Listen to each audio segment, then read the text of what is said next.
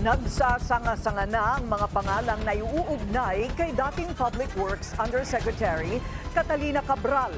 Isa sa mga sentro ngayon ng pagsisiyasat ng Bilyonaryo News Channel, ang Ion Hotel sa Baguio, kung saan nanatili si Cabral bago siya nahulog umano sa bangin sa Tuba, Benguet. Narito ang exclusive agenda report ni Hannah T.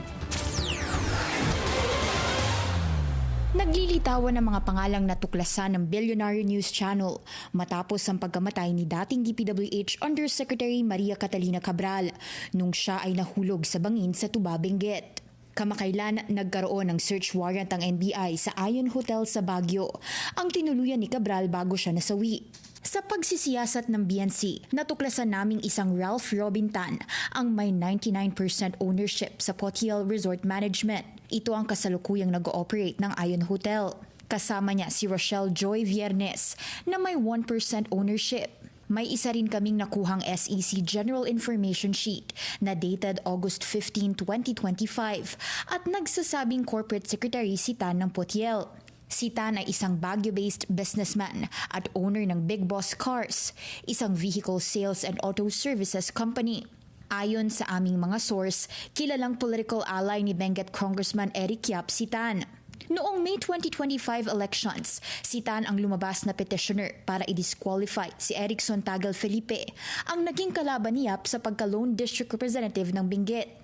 Ayon sa aming source, bago lumitaw na si Yap ay owner ng Potiel noong Agosto, nakapangalan daw ang kumpanya sa isang Michael Darren Sanchez at DM Capital. Sa SEC documents ng DM Capital, pagmamayari ito ng pamilya Sanchez, kabilang si David Sanchez, ang una nang nag-deny sa BNC na siya ay may kaugnayan kay Cabral.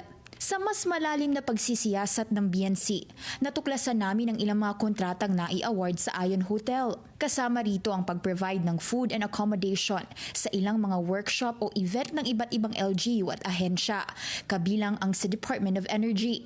Una nang inilantad ni DILG Secretary John Vic Remulla sa Bilyonaryo News Channel na si Cabral ay dati na raw beneficial owner ng Ion Hotel. Pinangalan daw ito sa di umano'y partner niya at itinransfer sa business associate ni Eric Yap, kung saan si Yap ay pinaniniwala ang beneficial owner din ng hotel. May mga papeles daw si Remulla para patunayan ito. Yan ay sa kabila ng pagtanggi ng legal counsel ng Ion Hotel tungkol dito. Sabi ni Attorney Enrique de la Cruz, ang abogado ng Ion Hotel, false at misleading daw ang mga pahayag na ito dahil wala namang direct o indirect involvement sina Cabral at Yap sa nasabing hotel.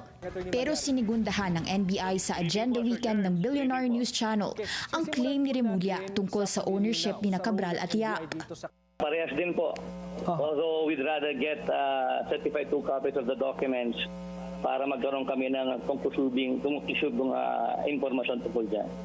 Kamakailan naghain ng search warrant ang NBI sa kwarto ni Cabral sa Ion Hotel at nakakuha raw sila ng personal items ng dating USEC bilang bahagi ng kanilang parallel investigation.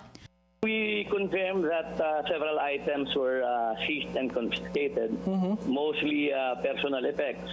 But we'd rather not give any enumeration because we have yet to return the search warrant to the issuing court together with the inventory of the items which are seized.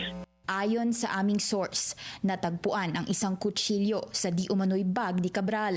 Patuloy ang pagsisikap ng BNC makakuha ng panig ni Tan at Yap at sa huling monitoring, wala pa silang sagot sa amin. Dati nang naiuugnay si Yap sa Silver Wolves Construction na ayon kay Pangulong Bongbong Marcos ay nakakuha ng higit kumulang 16 billion pesos na transaksyon sa kanilang mga proyekto.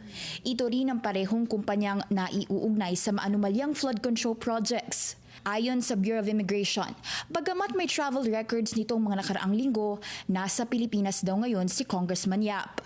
Para sa agenda, Hannah T, Bilyonaryo News Channel. Manatiling nakatutok sa Bilyonaryo News Channel. Sumubaybay sa aming social media accounts at mag-subscribe sa aming YouTube channel para sa mga bago at eksklusibong balita.